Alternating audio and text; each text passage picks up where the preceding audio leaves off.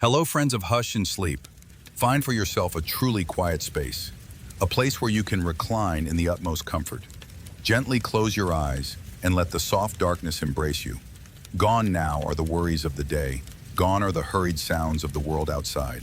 There is only you and the rhythm of your own breath. Take a deep breath in. Feel the cool, fresh air pass through your nostrils, filling your chest and spreading life to every cell.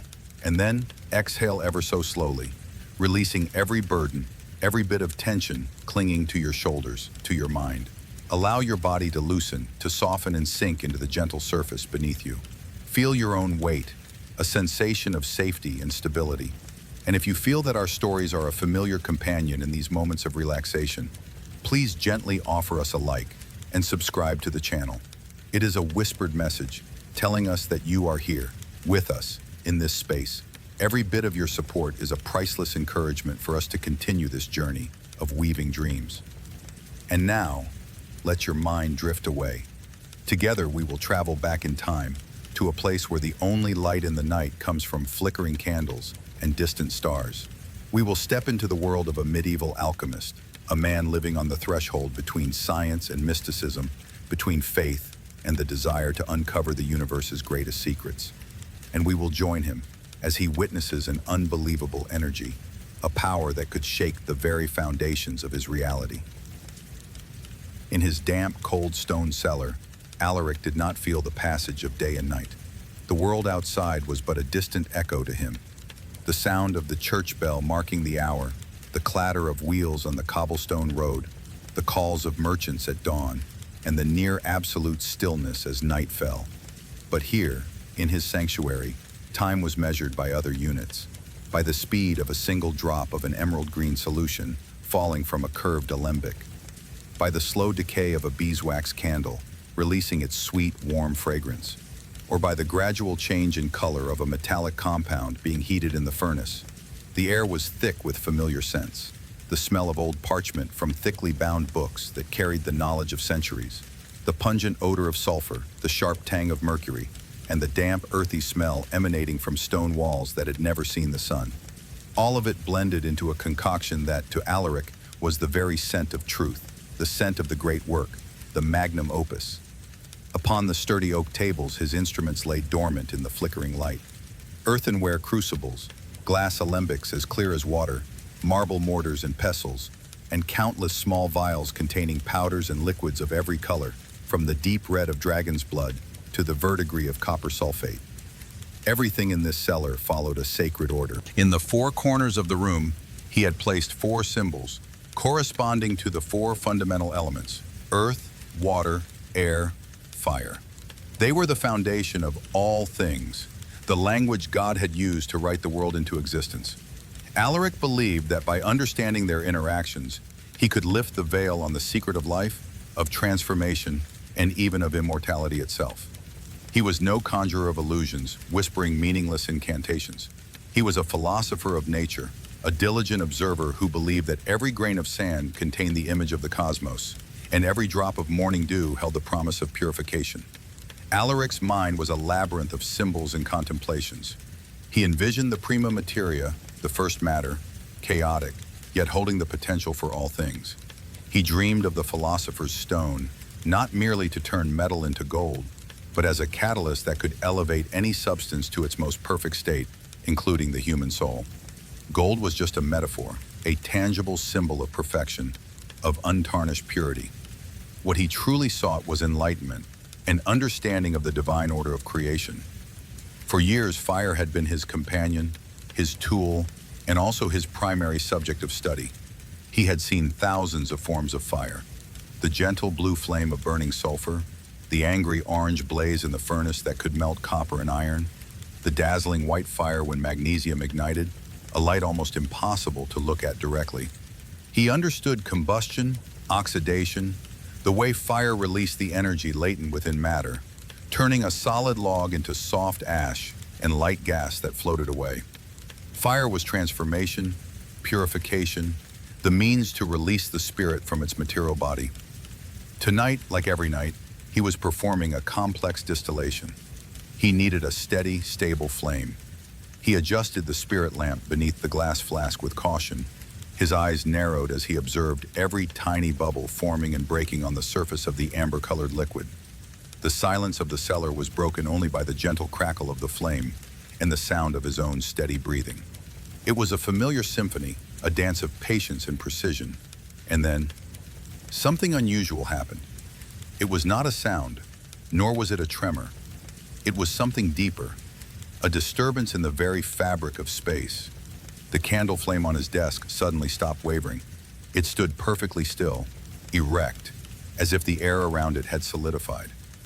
An absolute silence descended, a silence heavier than the mere absence of sound. It was like holding your breath for too long when your ears begin to ring. Alaric looked up, sensing something was coming. A primal sensation prickled his spine, not of fear, but of an ancient warning, like an animal sensing an earthquake before the ground begins to shake. He looked around his cellar.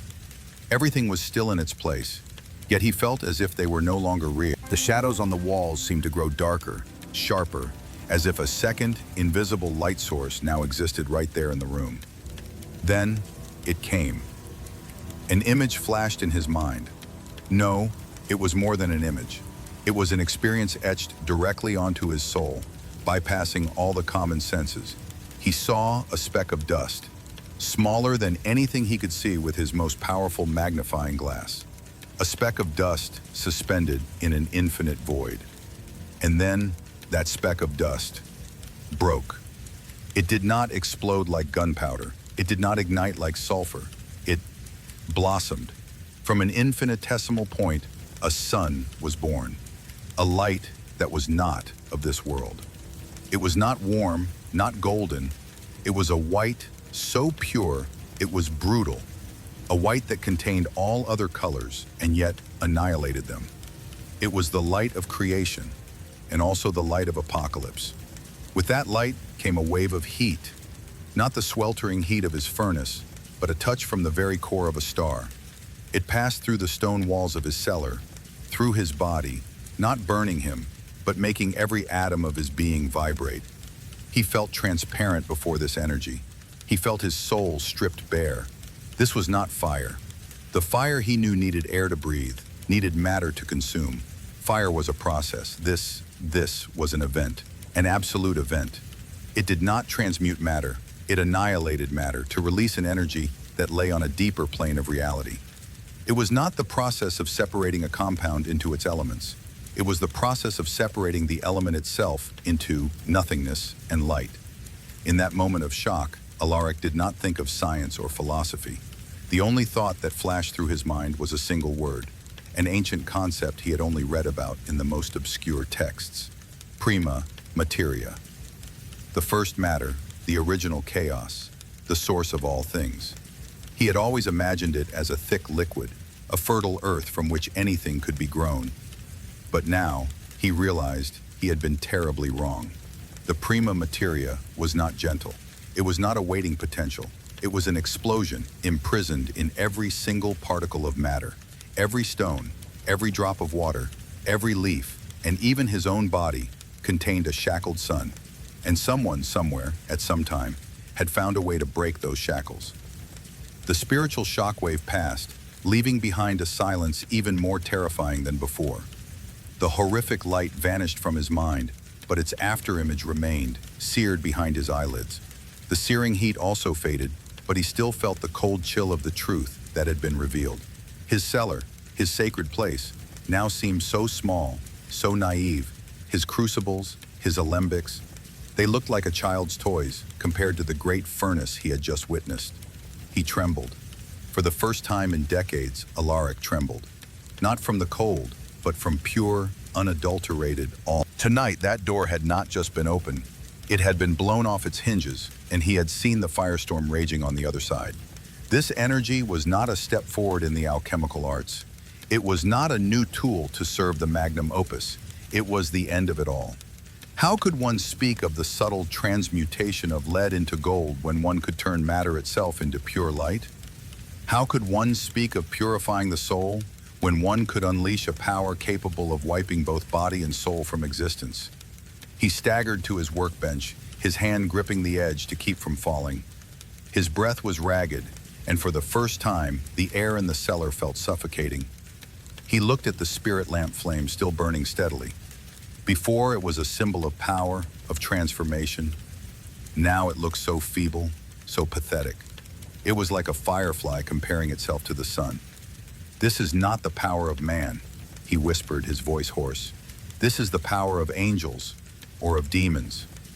He collapsed into his rough wooden chair, his mind reeling. His entire worldview, carefully constructed over decades of study and contemplation, had shattered into a million pieces in a matter of seconds. The four elements, earth, water, air, fire, seemed so meaningless. They were just surface manifestations, thin crusts covering a blazing abyss beneath. The universe he knew, with its harmonious laws, with the orderly movements of the celestial spheres, had been replaced by a new reality, a reality of primal violence, of infinite energy locked in the smallest of cages.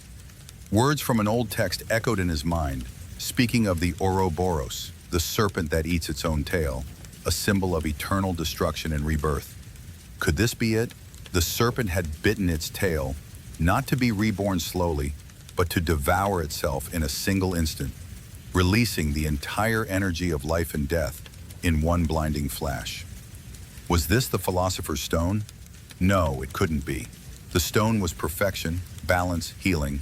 It turned base metal into a noble one. It was an upward process. This was a downward process into the very heart of destruction. It did not turn lead into gold. It turned lead into nothing. It did not elevate. It erased. What was it then? A perversion of the great work? A mistaken shortcut? A blasphemous temptation? Or a more terrifying thought crept into his mind? Had he been the one who was wrong? Was the path of transformation not one of slow refinement, but of this violent release? To achieve perfection, did things not need to be elevated, but to be utterly broken, returned to their primordial light? The thought horrified him. It went against everything he believed. The entire philosophy of alchemy was built upon the principle of solve et coagula, dissolve and coagulate, to break matter down into its fundamental components, and then to crystallize them again in a higher, purer form. It was a controlled process, a collaboration with nature. But what he had just seen was only solve. An absolute, final, irreversible dissolution. It left nothing behind to coagulate. It left nothing to rebuild.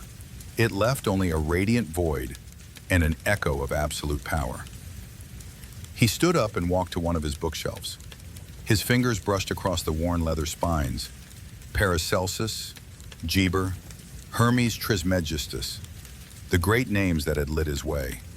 They had spoken of the spirits of metals, of the archaeus, the life energy within all things.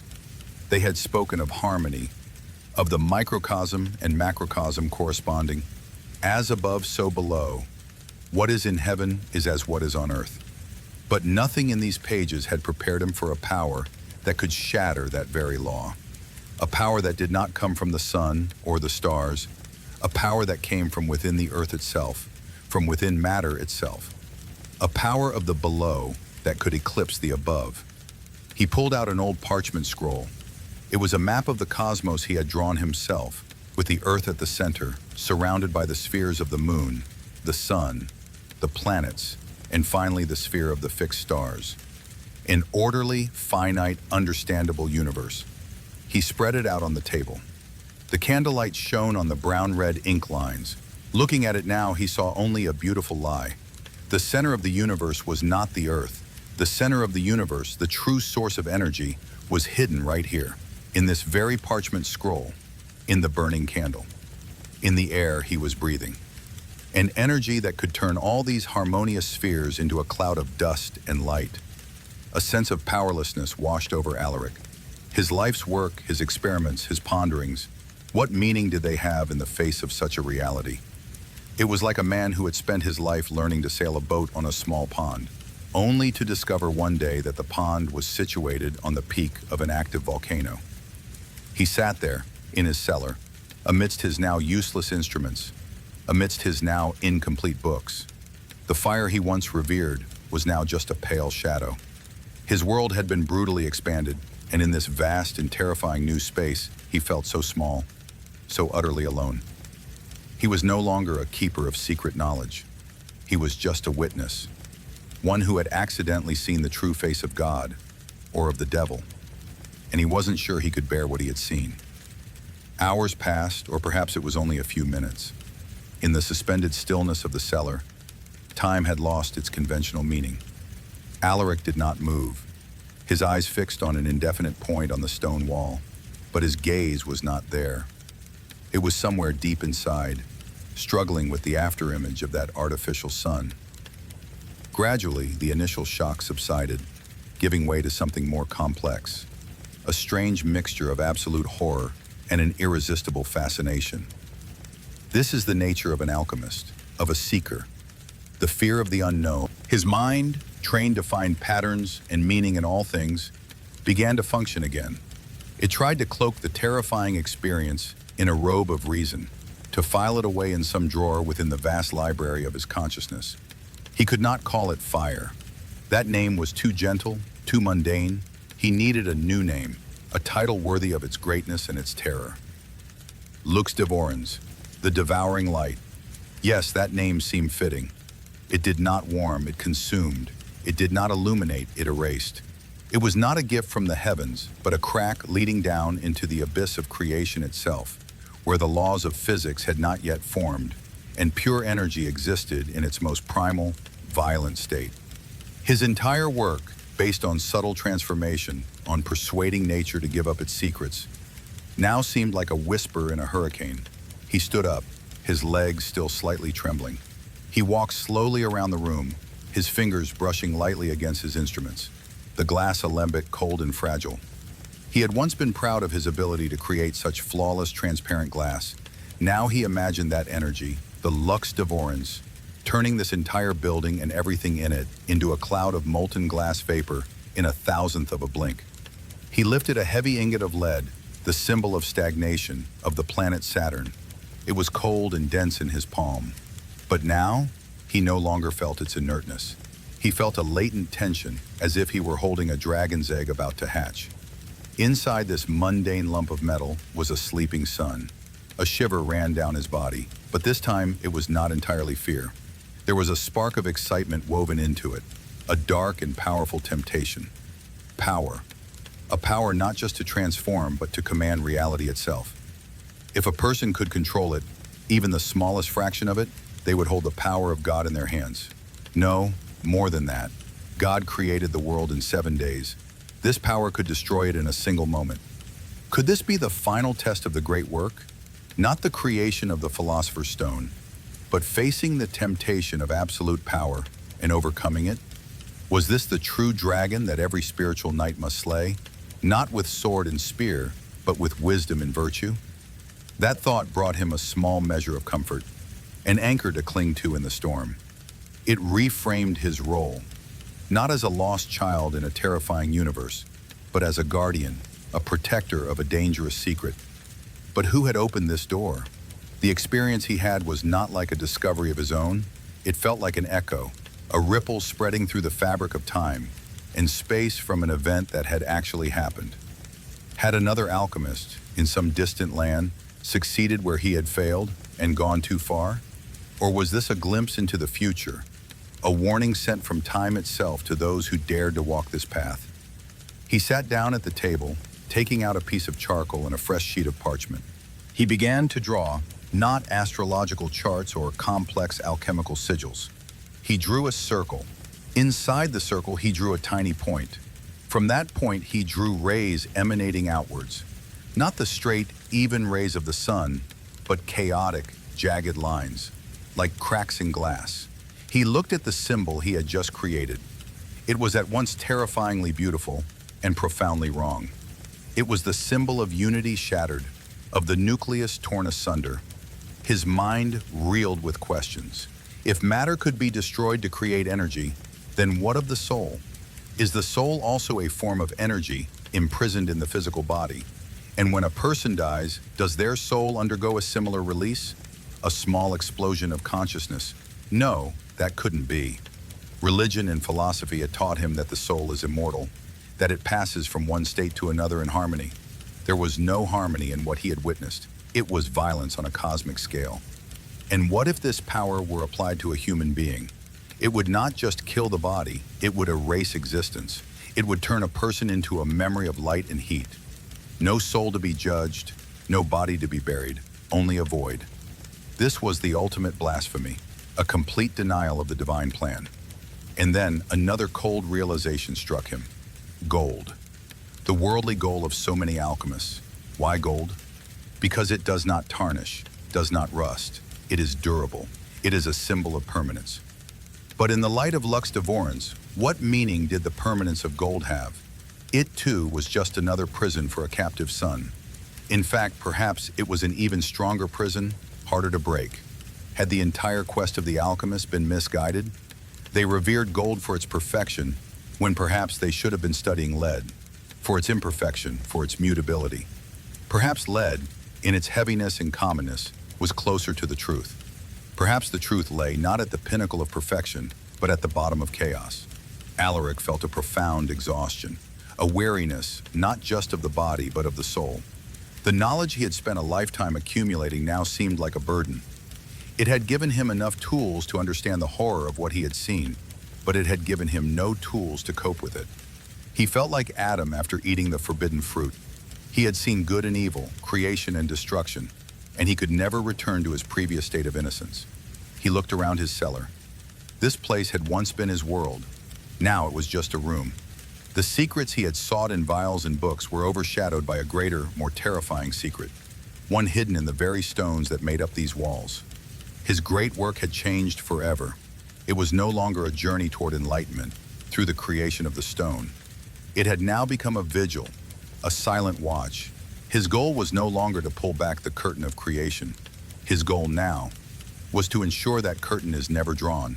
He, Alaric, alchemist, philosopher of nature, had now given himself a new and terrible task, to become the gatekeeper of the apocalypse, the one who would spend the rest of his life studying the path to Lux Devorans, not to walk it, but to erase every trace that led to it, to ensure that no other human would ever find it. The night bled away, but Alaric did not notice its passing.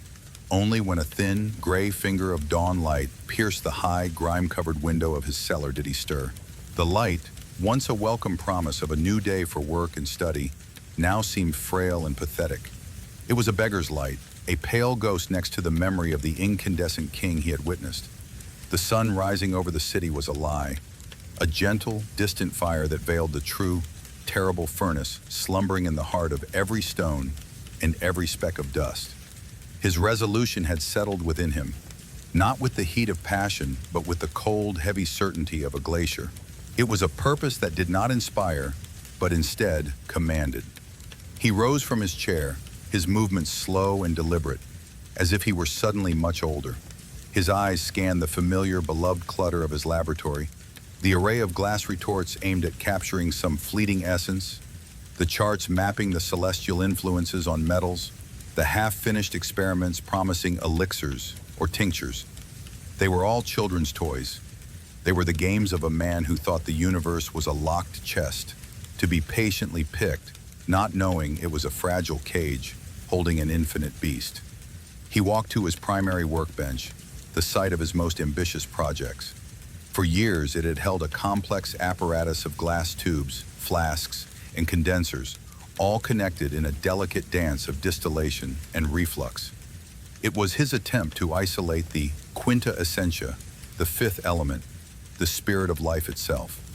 With a solemnity that felt like a funeral rite, he began to dismantle it. He did not smash the glass. His hands were as steady as ever.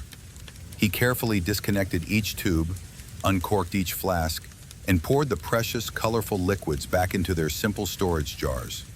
The vibrant green of a copper salt solution, the deep red of a sulfurous concoction, they were no longer secrets of transformation, but merely pigments. Beautiful, but meaningless. The final act was to extinguish the Athanor, the long-burning furnace that was the heart of his laboratory. For 2 decades, its gentle, constant fire had never been allowed to die. It was the symbol of his undying quest. Alaric opened its iron door, the familiar wave of warmth washing over him. He looked at the glowing coals, the tame and obedient fire he had mastered. It was a loyal dog, and he had just seen a god. With a heavy iron shovel, he carefully smothered the coals with sand, layer by layer, until the last red glimmer vanished, plunging the heart of his workshop into a new and profound coldness. The silence that followed was different. It was not the quiet of contemplation, but the silence of an ended era. He stood for a long moment in the center of the room, a king who had just abdicated his own throne. He had abandoned the quest for creation. His new work was about to begin. From a locked chest where he kept his most valuable parchments and empty, pristine journals, he withdrew a new book. It was bound in dark, unmarked leather, filled with pages of the finest, smoothest vellum. It smelled of possibility, of a new beginning. He placed it upon the now cleared workbench. The vast, empty space on the wood seemed to mirror the terrifying new expanse in his own understanding. He lit a single candle, its small flame seeming to fight against the immense, unseen presence in the room. He dipped his quill into a pot of black ink, the scratching sound loud in the quiet cellar. On the title page, he did not write his name. Instead, he drew the symbol he had conceived during his long, dark vigil. The circle with the fractured, exploding point at its center. It was the sigil of the broken atom, the emblem of his new and terrible creed. Beneath it, he wrote his new guiding principle, a dark reflection of the old alchemical axiom. Not solve et coagula, but frange scylla, break and conceal. He turned to the first page. He would not begin with experiments. The path to this power was not through mixing and heating. It was a path of pure understanding, a philosophical key that, once turned, could not be unturned. His first task was to map the lock. He titled the first chapter, De Luz Devorante, on the devouring light.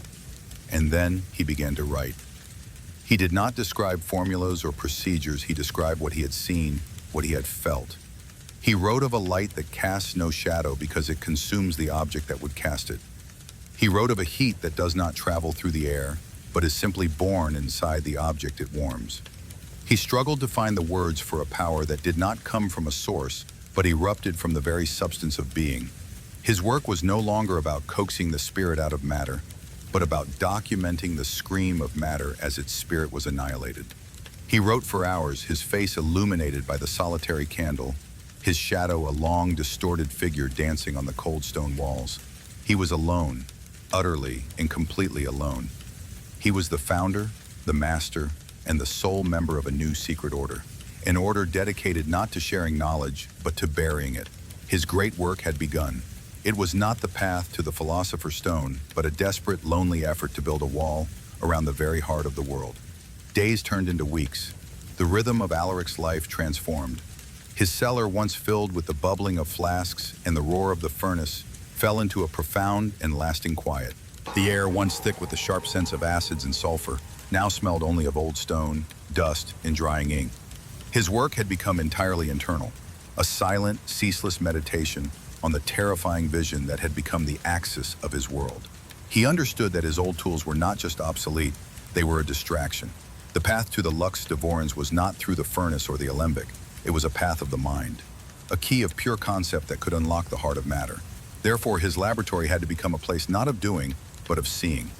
He had to relearn how to look at the world, to see past the surface of things into the terrible potential they held. His new experiments were exercises in observation. He would spend an entire morning watching a spider meticulously build its web in a corner of the cellar. He no longer saw just an insect's craft. He saw a map of tension, a delicate lattice where every strand was in a state of pulling, a system of stored energy that could be undone with a single touch. He saw the potential for collapse, the fragility of a complex, ordered system. It was a perfect miniature lesson in the structure he now believed governed all things. He would take a simple piece of firewood, something he once would have tossed into the furnace without a second thought, and study it for hours. He would run his fingers over the rough bark and the smooth, worn grain. He would contemplate the years of slow growth, the patient binding of sunlight and water into solid form. And then, placing it over his knee, he would apply slow, steady pressure.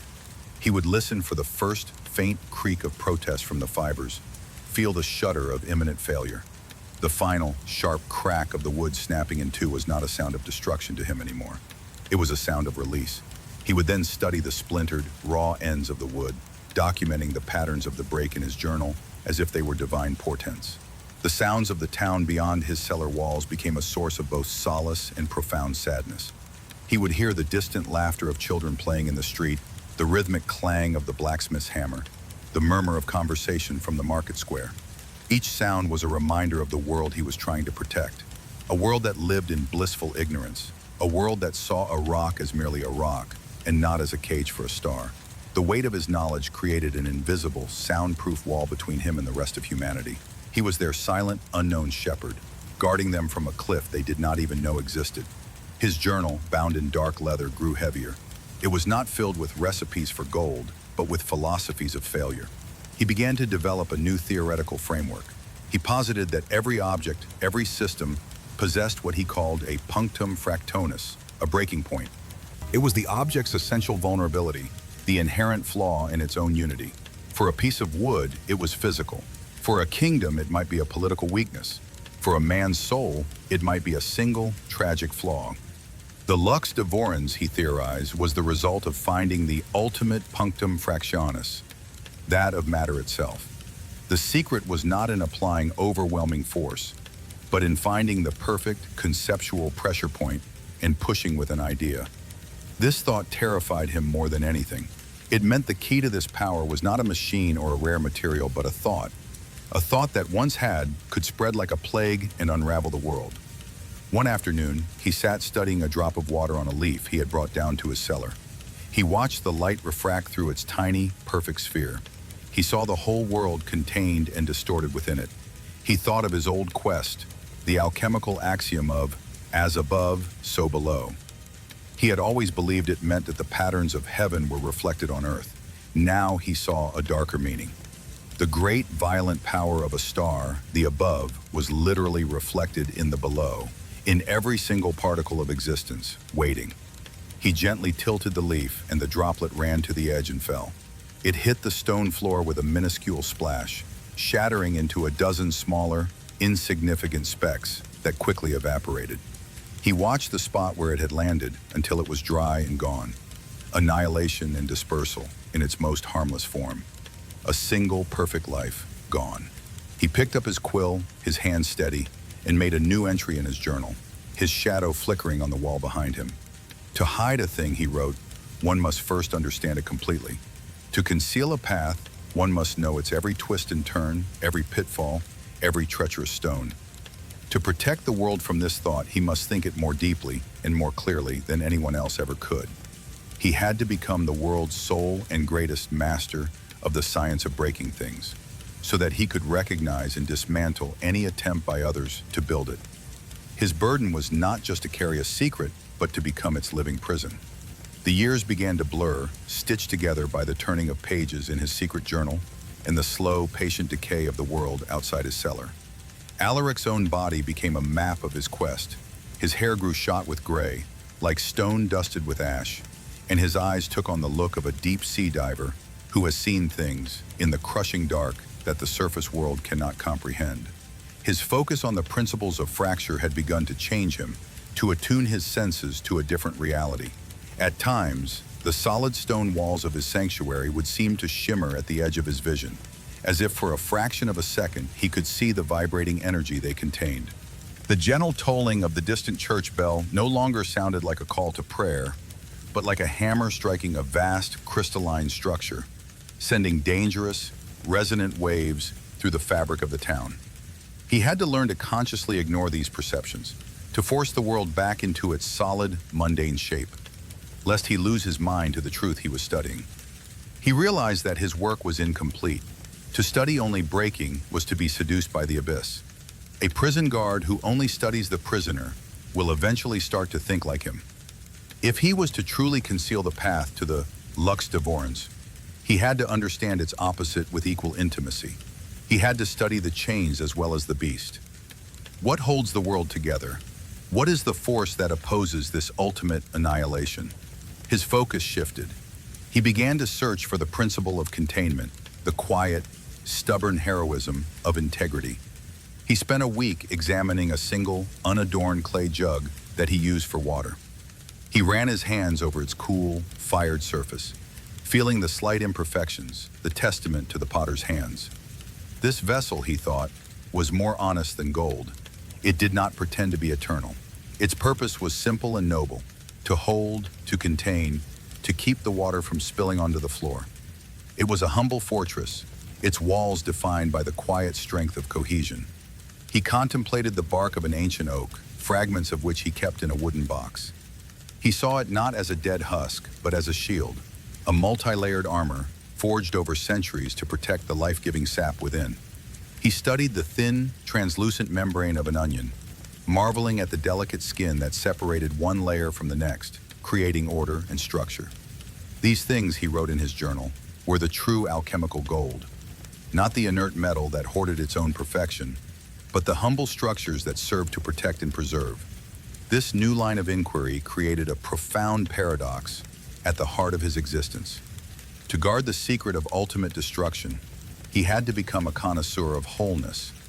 To understand the scream of the atom, he had to learn to appreciate the whisper of the clay. His life became a delicate balancing act, a tightrope walk between the abyss of fracture and the solid ground of being. One morning, a sharp rapping at the heavy oak door startled him from his work. It was a sound he had come to associate with a necessary intrusion, the only regular contact he maintained with the world above. He unbarred the door to find Leo, the baker's boy, standing there with a small sack of bread and a flask of wine. The boy was young, his face flushed from the morning chill, his breath misting in the cool cellar air. "Your provisions, Master Alaric?" the boy said, his voice bright and untroubled. Alaric took the sack and flask, his eyes lingering on the boy for a moment longer than usual. He saw not just a boy, but a vessel of incredible complexity, a being of incomprehensible chemical and spiritual bonds, all holding together in a delicate, temporary, and beautiful dance. He was a perfect example of containment, and Alaric felt a surge of cold, fierce protectiveness that was almost painful. This boy and all the others like him lived their simple lives because they did not know that their own bodies were composed of changed suns. "Thank you, Leo," Alaric said, his voice a low rasp from disuse. He placed a few coins in the boy's hand and gently closed the door, barring it once more. The brief exchange left him feeling more isolated than ever. He was the dragon guarding the treasure, and the treasure was their ignorance. He returned to his workbench and opened his great journal. He turned past the many pages dedicated to diffraction, on breaking, and found a fresh vellum sheet. At the top, he wrote a new title, De Vinculo, On the Bond. Here he began to document the forces of cohesion. He wrote of the skin of the world, the membranes and surfaces that create the difference between inside and outside. He theorized that the universe was not a void with objects in it, but a constant, silent war between two equal and opposing principles. One was the explosive desire for all things to fly apart into light and chaos. The other was the quiet, persistent tendency for things to cling together, to form bonds, to create structure and meaning. He was no longer just a gatekeeper, he was a chronicler of this secret war. He was the only spectator to the most fundamental battle in all of creation.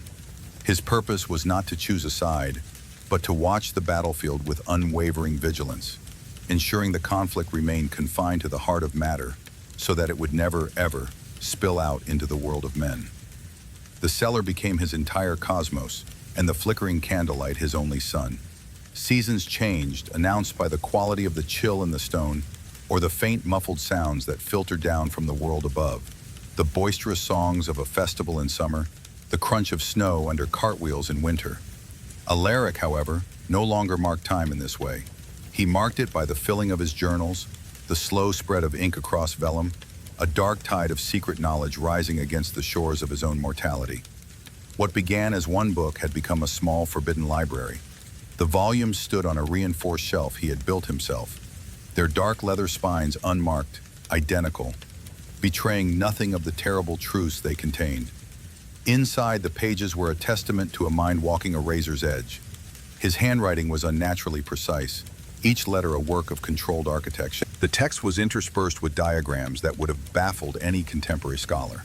They combined the familiar symbols of alchemy, the planets and the metals, with his own private language of fracture and cohesion, of shattered points and encircling bonds. One evening, as he was reviewing a passage in his primary volume, De Luz Devorante, a cold dread, different from any he had felt before, settled upon him. He was reading his own clear, chillingly precise description of the vision, his attempt to capture the nature of the devouring light in rational terms. And he was suddenly struck not by the memory of the event, but by the object in his hands, the book itself. This book would outlive him. The cellar would one day be opened. His body would be gone, but these words, this ink, this vellum would remain. And what would the finder see?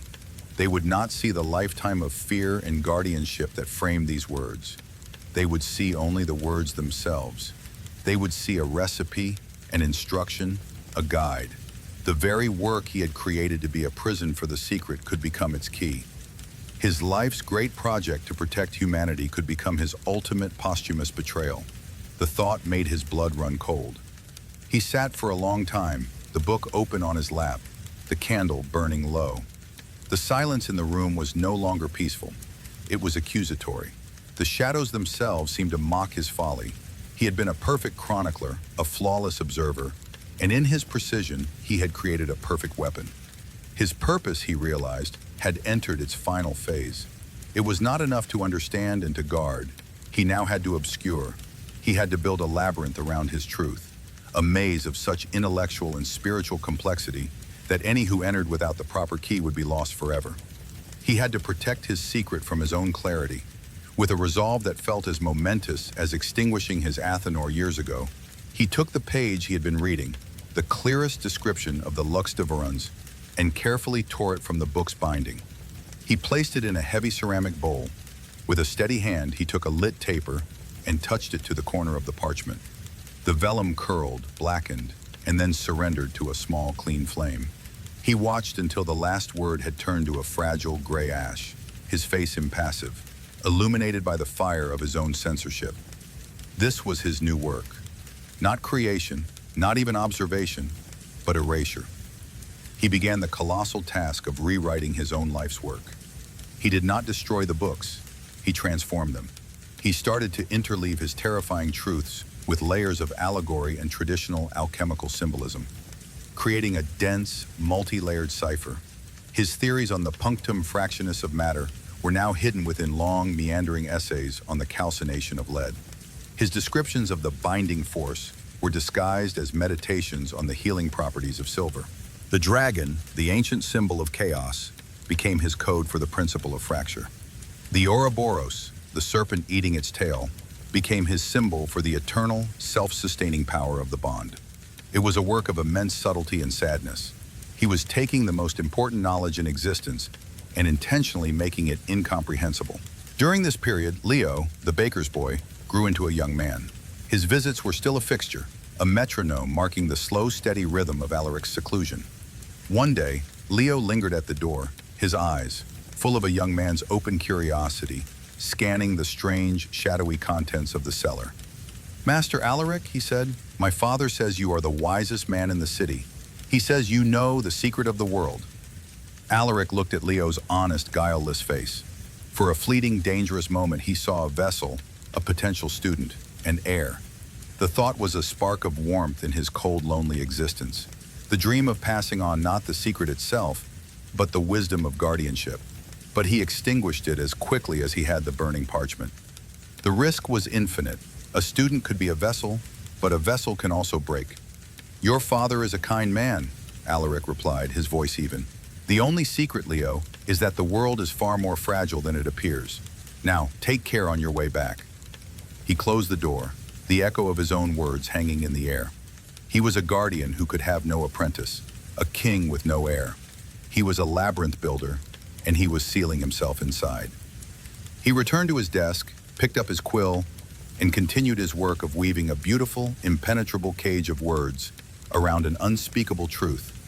Decades folded into one another, turning the pages of Alaric's life. The boy, Leo, was now a middle-aged man with children of his own, and his son, a boy with the same curious eyes, now delivered the bread and wine. Alaric had become a creature of legend in the town above, a ghost in the cellar, a man who had not been seen in the sunlight for a generation. Inside his stone world, he had completed his great, terrible work. The final volume of his labyrinthine library was almost full. His hands, now thin and translucent with age, were spotted with the ink of 100,000 secrets. A fine tremor sometimes ran through them, but his mind remained a fortress of clarity. He was writing the last few sentences of his magnum opus of obfuscation. This final section was a masterstroke of misdirection, a false introduction to the entire collection. It spoke in soaring, poetic language of the alchemist's true goal, not the transmutation of metal, but the purification of the soul to find the divine light within. It was beautiful, inspiring, and pointed any potential seeker in the exact opposite direction of the physical, atomic truth. It was the final locked gate at the entrance to his maze. He wrote the last word, the ink flowing from his quill, with a quiet finality. He did not look back over the text. He knew it was perfect. He gently closed the heavy leather cover. His work was done. The secret was safe, encased not in a vault of iron, but in a fortress of misunderstanding. A profound weariness, the accumulated weight of nearly a lifetime of vigilance, settled over him. But it was a gentle weight, like a heavy blanket on a cold night. He sat back in his chair, his breathing soft and shallow. He looked at the row of dark, silent books on the shelf. They were his children, his life, his legacy of nothing. They were a perfect shield made of shadows. He felt a sense of completion so absolute, it was like a kind of emptiness. The Guardian's watch was over. As he sat there, in the quiet glow of his last candle, a change began to occur. It was not a violent vision like the first. There was no light, no heat. It was a slow, peaceful unfolding within his own mind. The shimmering, anxious energy he had once perceived in the stone walls now resolved into something else. He began to see the bonds.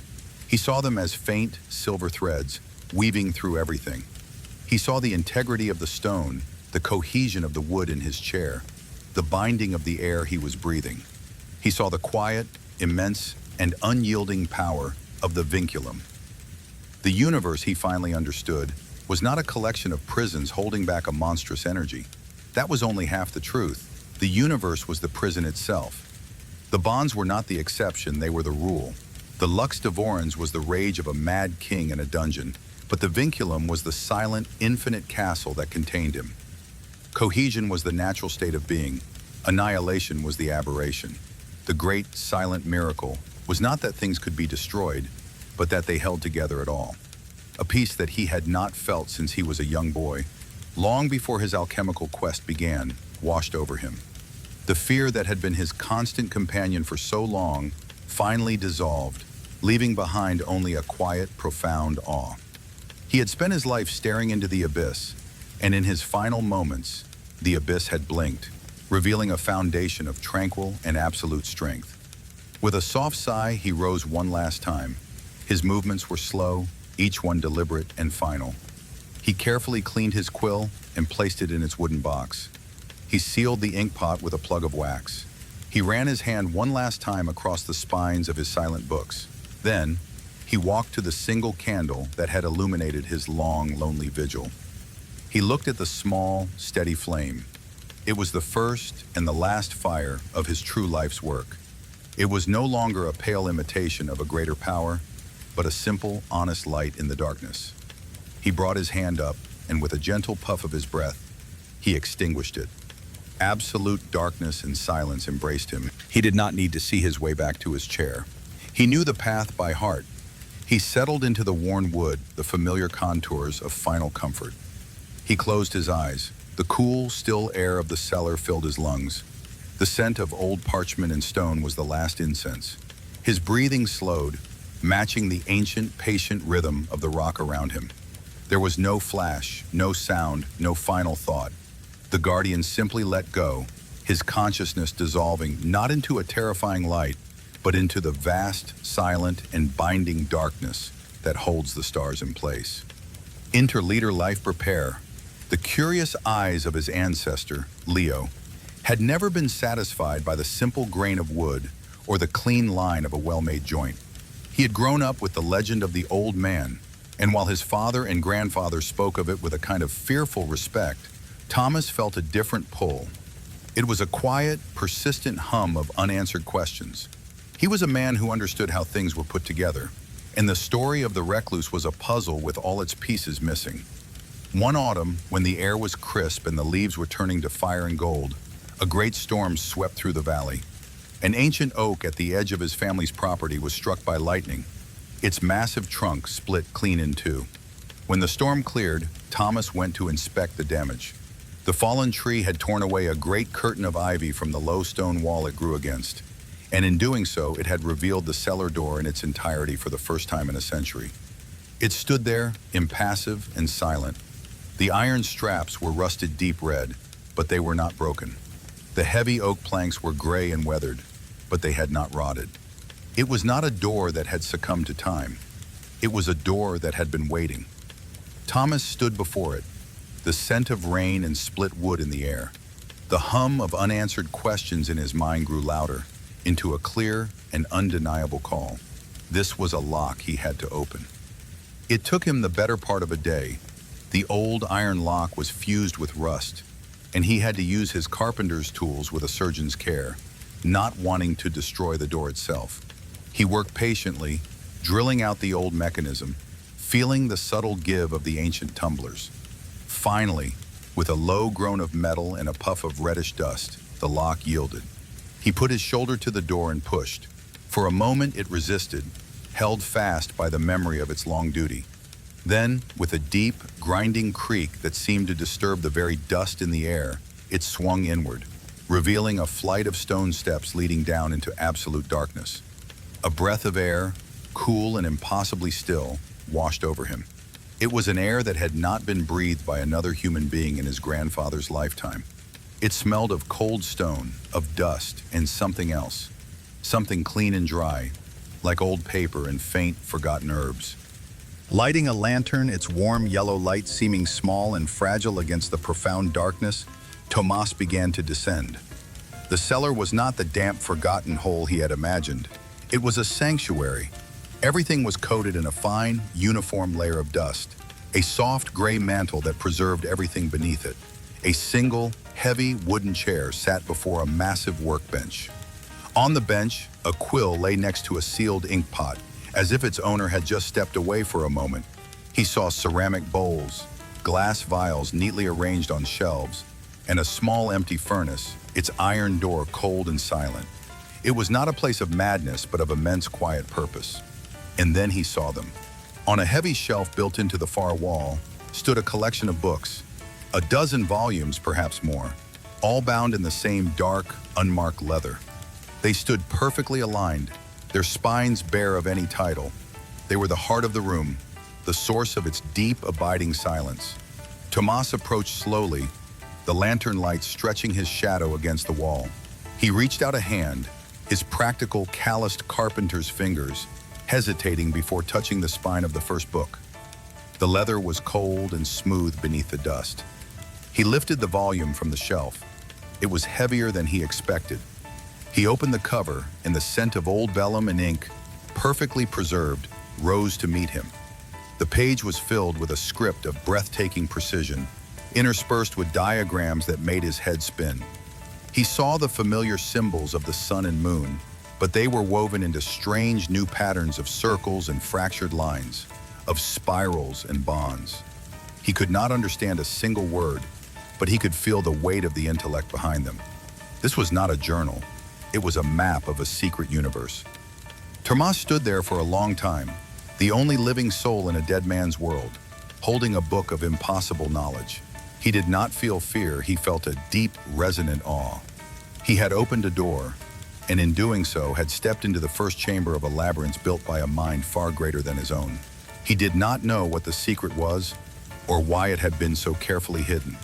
He only knew that the puzzle of his life had just been laid out before him, and he, a simple carpenter, was now its sole inheritor. The guardian was gone, but the watch had begun anew. Tomas did not disturb the profound order of the cellar. He felt instinctively that it was a place to be entered with reverence, a tomb of knowledge that should not be desecrated. After a long, silent moment, he made a decision. He carefully placed the heavy book back on the shelf, ensuring it was perfectly aligned with its silent brothers. He would not steal from this place, but he would borrow.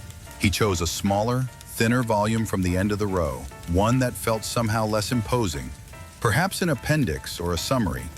Its leather was just as dark, its secrets just as deep. With the book held carefully in one hand and his lantern in the other, he ascended the stone steps. The feeling of leaving the cellar was surreal, like surfacing from a deep dive. The air of the living world felt new and sharp in his lungs, the sounds of crickets in the evening grass a sudden, vibrant chorus after the absolute silence below. He pulled the heavy door closed, the grinding sound of its movement seeming to violate the peace of the evening. He did not have the means to lock it as it was before, so he cleverly arranged fallen branches and loose stones against it, restoring the look of long abandonment. The secret was his now, and his first instinct was to keep it safe. He did not take the book to his house, where the questions of his wife or the curious hands of his children might find it. Instead, he took it to the one place that was entirely his own, his workshop. The air inside was a familiar comfort, rich with the clean, spicy scent of pine and cedarwood. Shavings curled like fallen leaves on the floor, and his tools hung in neat, orderly rows along the walls. Chisels, saws, planes, each with its purpose, each a testament to a world that could be measured, cut, and joined. He placed the ancient book on his workbench next to a half-finished cabinet. The contrast was stark. The cabinet was a thing of straight lines, of known angles, of predictable reality. The book was a thing of shadow, of curves and symbols that defied logic. It seemed to absorb the lantern light, its dark leather a patch of night in the warm, woody space. For the rest of the evening, he completed his work, planing a piece of oak, his body going through the familiar, comforting motions. But his mind was on the silent object resting just a few feet away. Later, when the house was quiet and the moon was high, he returned. He lit a single lantern, and the workshop was filled with the dancing shadows of his tools. He sat on his stool, pulled the book before him, and opened it. Again, the incomprehensible, perfect script filled the pages. The words were a locked door. So being a carpenter, he chose not to study the lock, but the door itself. He ran his fingers over the vellum, smoother and stronger than any paper he had ever handled. He examined the binding, the way the pages were stitched together with a wax thread in a pattern of incredible complexity and strength. This was the work of a master, someone who understood structure on a fundamental level. He began to see the book not as a text to be read, but as an object to be understood, an artifact built with the same precision he applied to a dovetail joint. His eyes were inevitably drawn to the diagrams. Unlike the flowing script, these were geometric, architectural. He could see patterns. There were repeating symbols, variations on a theme. He saw webs, lattices, things that looked like starbursts, and most frequently the circle. The circle was everywhere, whole and perfect, containing intricate webs within it, or shattered into chaotic, jagged lines. He took a piece of charcoal and a smooth plank of pine. He began to copy one of the diagrams, one that showed a simple circle with lines radiating from its center to its circumference, like the spokes of a wheel. The act of drawing it, of recreating the lines with his own hand, made him feel closer to it. He was not reading, but he was participating. He was tracing the creator's thoughts. He spent hours like this, copying the strange and beautiful patterns, the language of his hands and eyes bypassing the need for words. He began to notice a subtle grammar to the images. The diagrams depicting webs and bonds, the symbols of cohesion, were often surrounded by flowing, graceful script. But the diagrams of the shattered circles, the images of fracture, were almost always accompanied by a script that was subtly different. It was just as precise, but the pressure of the quill seemed heavier, the lines darker, imbued with a kind of terrible force. He leaned back on his stool, the scent of sawdust mingling with the ancient scent of the book. He understood nothing of its meaning, but he had found a pattern. He had found a variation. He had found the first thread in a tapestry so vast he could not see its edges. And as he sat there alone in his silent workshop, the moon casting long shadows through the window, he felt the simple curiosity of the carpenter give way to the consuming obsession of the seeker. His life, he knew with a quiet and certain dread, would never be the same. The discovery of the pattern was a key turning a lock in Tomas's mind. His nights were no longer his own. They belonged to the book. His work as a carpenter, once the center of his world, now felt like a prelude, a necessary series of motions he performed during the day, while his thoughts were miles away, down in the silent cellar or bent over the vellum pages in his workshop. The scent of cedar and sawdust was now permanently mingled with the phantom scent of old ink and secrets. He knew that simply copying the diagrams was not enough. The man who made this book was not just a draftsman, he was a creator. To understand him, Tomas felt he had to move beyond mimicry and into practice, using the only craft he knew. He decided to perform an experiment, not with chemicals and fire, but with wood and steel. He selected two identical blocks of fine-grained, flawless birch from his collection, their pale surfaces smooth and cool to the touch. They were blank pages on which he would try to write in Alaric's language. The first block he dedicated to the principle of the bond, the vinculum. He chose one of the most elegant diagrams, a beautiful, interlocking pattern of spirals that seemed to flow into one another. For hours he worked by the quiet light of his lantern. He leaned his chisels, usually employed for practical joints, now carved graceful, non-functional curves. He wasn't building anything, he was meditating in wood. The scrape of the steel, the curl of the shavings, the intense focus required to make the two spirals meet in a seamless embrace. It was a conversation with the diagram. When he was finished, he held an object of strange beauty, a wooden knot that symbolized a strength far beyond its simple material. The second block he dedicated to the principle of fracture, the fractio. He chose a diagram of a shattered circle. He did not take a hammer to the wood. Instead, he studied it for a long time, turning it over and over in his hands, his carpenter's eyes searching for the invisible lines of tension within its grain. He sought its punctum fractionis, its inherent point of weakness. He found it in a tiny, almost imperceptible knot near the edge. He placed the block in his vise and, using a wedge and a mallet, applied a single, sharp, perfectly placed strike. The wood split with a sound not of shattering, but of a clean, resonant crack.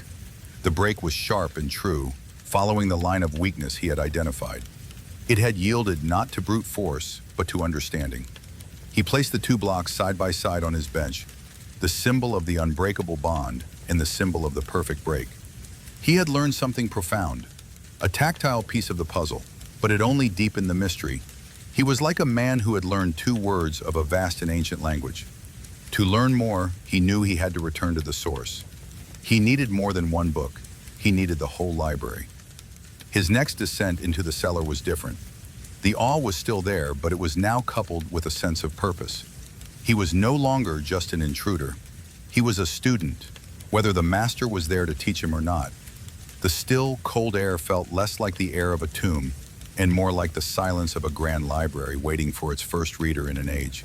He brought a second lantern, and the larger pool of light pushed the shadows back, revealing the cellar in greater detail.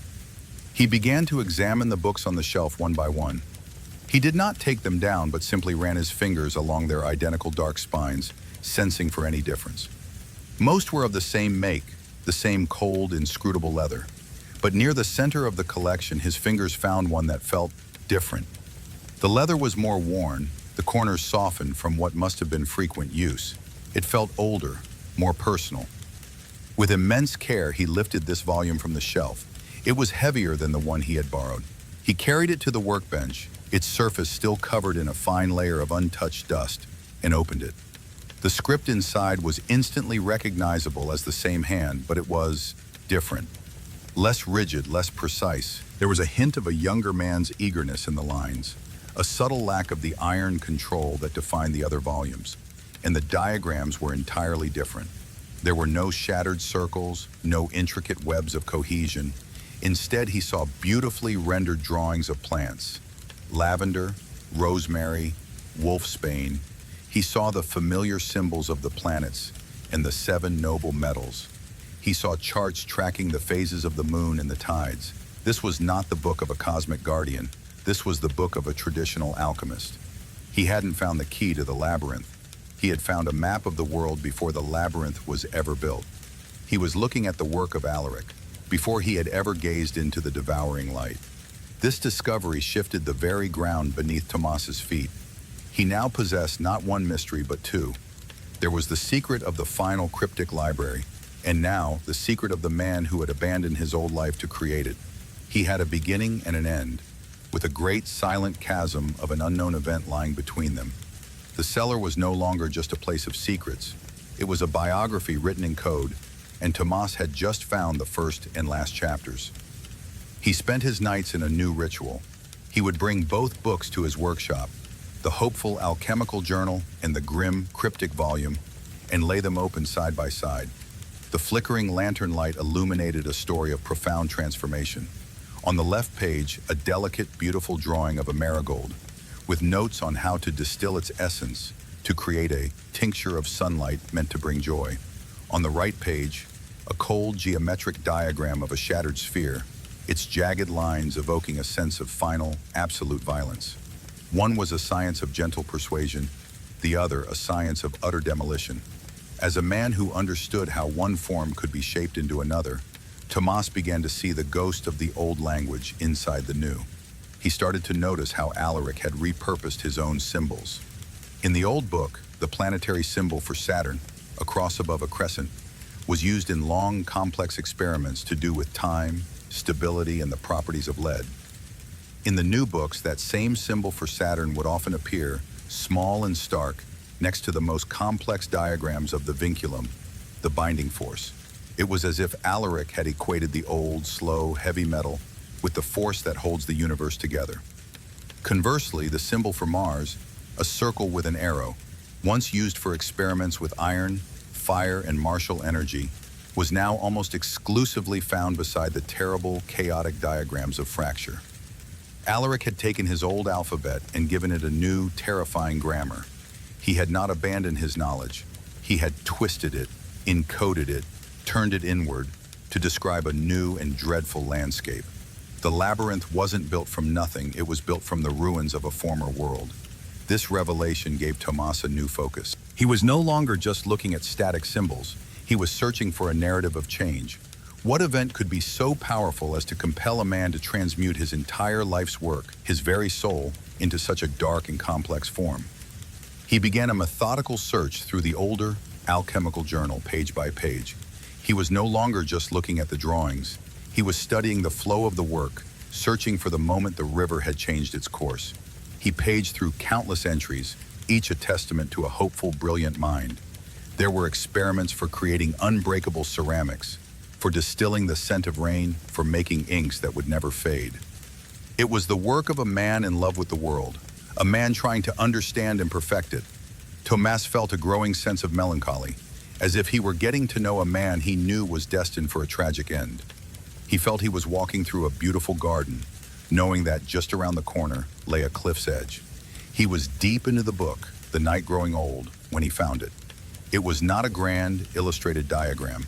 It was a simple page of text. The entry began like any other, discussing a complex distillation of mercury. The handwriting was the familiar neat script of the young Alaric. But halfway down the page, something changed. The script wavered, as if a tremor had run through the writer's hand. The letters grew slanted and sharp. A single line of text was nearly illegible, blotted and scored into the vellum, as if the author were trying to write with a dagger instead of a quill. The frantic, wounded paragraph ended mid-sentence. The rest of the page was starkly, terrifyingly blank. Tomas's heart pounded in the quiet of his workshop. He held his breath, his finger tracing the empty space on the page. It was a silence that screamed. With a trembling hand, he turned to the next page. It too was blank, and the next. Finally, after 3 empty pages, the script resumed. A date was noted at the top, nearly a month after the previous entry, and the handwriting was completely transformed. It was the cold, rigid, obsessively precise script of the Guardian. The hopeful young alchemist was gone, and in his place was the man who had built the labyrinth.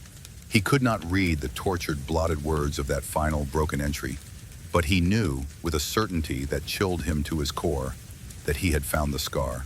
He had found the exact moment Alexric's world had ended. This was not just a puzzle of symbols and books anymore. It was a story of a wound, and Tomas now felt the unshakable need to understand how it was caused. Hello, friends of Hush and Sleep. Our journey through the quiet corridors of time is now ready for its final steps. Let us find that comfortable space once more and allow the world outside to fade away. Take a slow, deep breath, and as you release it, let go of the weight of the day. Feel your body becoming still, your mind becoming clear.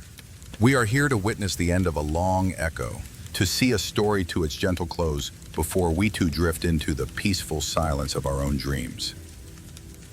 More. That discovery became the heart of Tomas's obsession. For months, he did not seek to decipher the symbols or understand the science. He spent his nights simply staring at that one wounded page, the page with the scar. He would place his finger on the blotted, angry text, trying to feel the ghost of the tremor that had run through Alaric's hand. He tried to imagine the kind of event that could so utterly shatter a brilliant mind, turning its hopeful curiosity into a rigid, fearful cage of logic. He, a carpenter, a man who built things to last, was now trying to understand the anatomy of a soul that had been broken. More of the house.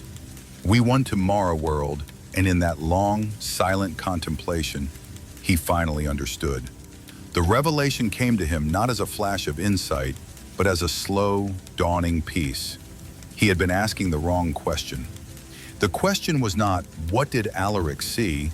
The true question was, what terrible burden did that knowledge force him to carry? He looked at the rows of cryptic books, at the labyrinth of symbols, and he no longer saw a puzzle to be solved. He saw a fortress.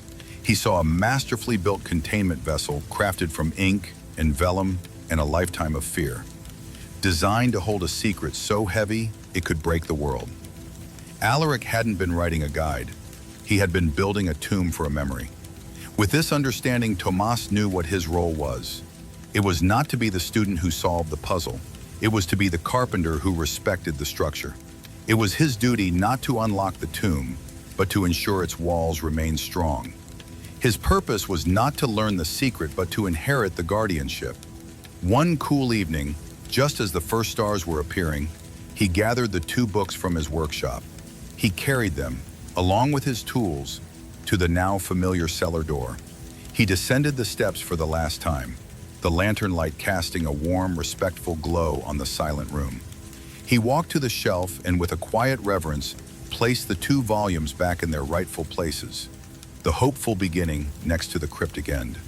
He was reuniting the man with his own ghost, putting the story back together.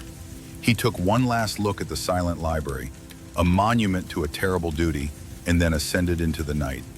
Even the manfalance, clearly silently possible, tool is Chepting 16. In one of the roles of en long descender, he did not just cover the door, he sealed it. Using his finest tools and all the skill of his craft, he set new stones, mortared them so perfectly they blended with the old wall, and trained the thick ivy to grow across the join. He worked through the night, a quiet, focused ritual of concealment. When he was finished, the sun was just beginning to rise, and the wall was seamless. The door was gone, the cellar, its library, and its long, lonely story were once again locked away. Thomas walked away, his carpenter's hands feeling steady and strong, his heart at peace. He had become the new guardian, not of a secret he understood, but of a burden he respected, and his watch would be kept, as Alaric's was, in silence. And today's story also slowly comes to a close.